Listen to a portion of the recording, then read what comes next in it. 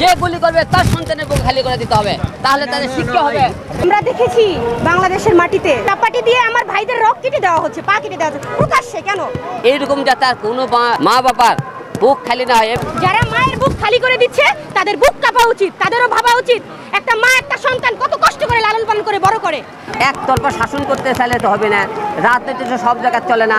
যে গুলি করবে তার সন্তানের বুক খালি করে দিতে হবে, তাহলে তাদের শিক্ষা হবে। যারা মায়ের বুক খালি করে দিচ্ছে তাদের বুক কাঁপা উচিত, তাদেরও ভাবা উচিত একটা মা একটা সন্তান কত কষ্ট করে লালন পালন করে বড় করে। একটা সন্তানের প্রতি তাদের কত ভালোবাসা থাকে ফ্যামিলির, সেই সন্তানকে যারা হত্যা করে দিচ্ছে তাদের একবারও ভাবা উচিত। এই দেশটা স্বাধীন, এই দেশে এভাবে গুলি চলতে পারে না, এভাবে কোনো মায়ের বুক খালি হতে পারে না। এটা আমরা শেষ দেখতে চাই, আমরা স্বাধীনভাবে বাঁচতে চাই। আমরা কন্টিনিউ রাজপথে থাকবো, আমরা আছি রাজপথে থাকবো, অতীতেও ছিলাম, এখনো আছি, ভবিষ্যতে থাকবো। আমরা দেখেছি অনেক মেয়েকে টানা হেঁচড়া করে মারা হয়। কেন অনেক মেয়েকে টানা হেঁচড়া করে তাদের বুকে আঘাত করা হয়? কেন এরকম হচ্ছে? কেন হচ্ছে এরকম? এটা স্বাধীন দেশ, আমরা তো স্বাধীনভাবে বাঁচার অধিকার আছে আমাদের। আমি এতদিন কিন্তু আপনার ফেসবুকে ইউটিউবে বিভিন্ন জায়গায় দেখছেন, আপনার মাঠেও দেখেছেন, হয়তো মিডিয়ার সামনে আপনাকে কম দেখেছেন, কিন্তু আমি আন্দোলনের শুরু থেকে ছিলাম, এখনো আসি। আপনারা দেখছেন হয়তো আমাকে, আমি প্রতিবাদ গানে গানে প্রতিবাদ করতে শুরু থেকেই ছিলাম। এত এত শিক্ষার্থী যারা মারা গেছে, এবং আমরা এইরকম যাতে আর কোনো মা বাবার বুক খালি না হয়। এবং এইরকম লাশের খেলা অতীতে অনেক মনে করেন ছাত্রছাত্রী মারা গেছে, তাদের গুম করা আছে, এই মনে করেন থামাচাপা দিয়ে রাখা গেছে।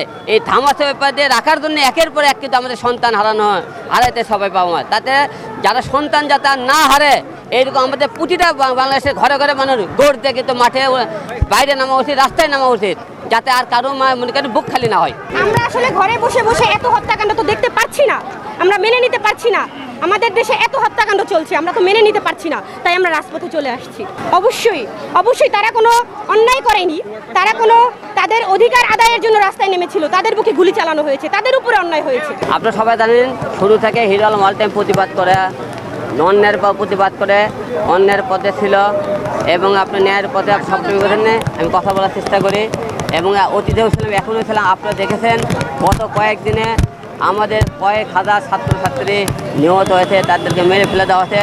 এরকম অনেক লাশের আমরা দেখেছি থামাচাপা দিয়ে রাখা হয়েছে, তাদের বিচার করা হয় না। কিন্তু এইরকম যদি আপনারা সবাই ঘরে বসে থাকেন, তাহলে কিন্তু কেউ আপনি এইরকম আরও মায়ের বুক খালি হবে, যাতে কারো বুক খালি না হয়। আর একটি যাতে ছাত্রছাত্রী না মারা যায়, একটি সাধারণ মানুষ যাতে না মারা যায়, তার এই লড়াইয়ের জন্য আমরা আজকে মাঠে নেমেছি। আমরা দেখেছি বাংলাদেশের মাটিতে চাপাটি দিয়ে আমার ভাইদের রক কেটে দেওয়া হচ্ছে, পা কেটে দেওয়া হচ্ছে প্রকাশ্যে। কেন এরকম হচ্ছে? কার বেখেয়ালিপনার জন্য এরকম হচ্ছে? কেন মায়ের বুক খালি হয়ে যাচ্ছে জানতে চাচ্ছি আমরা। অনেক দুঃখ দেখেন, একটা পরিবারে তখন ছাত্র মনে করেন একটি সন্তান ধরেন, একটা আবু সাইদের কথাই যদি বলেন, যদি একটি খালি শুধু আবু সাইদে থাকে, সেই পরিবার আন্দোলন কর্মের কোনো লোক নাই।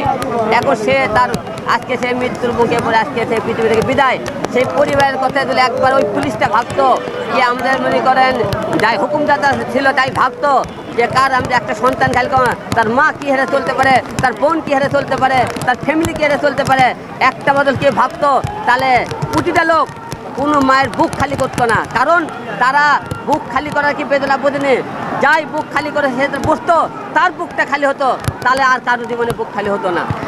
ছাত্রদের দাবির সাথে আমি একমত, তাদের পাশে আছি, ভবিষ্যতে পাশে থাকবো। অবশ্যই যৌতিক, কারণ যারা মনে করেন সরকার তো মনে এইরকম সব কিছু মনে করেন একতরফা শাসন করতে চাইলে তো হবে না, রাজনীতি তো সব জায়গায় চলে না। কিছু কিছু রাজনীতি মনে করেন জনগণের কথা বুঝতে হবে। আজকে সামনে জনগণ আছি বলে সরকার আছে, সরকার খালি এক পক্ষে তো মনে করেন কথা বললে হবে না, কিছু জোর করে নেওয়া যায়। মনে করেন এটা তো মনে করেন ভোটের খেলা না যে জোর করে সব কিছু নিতে পারবেন।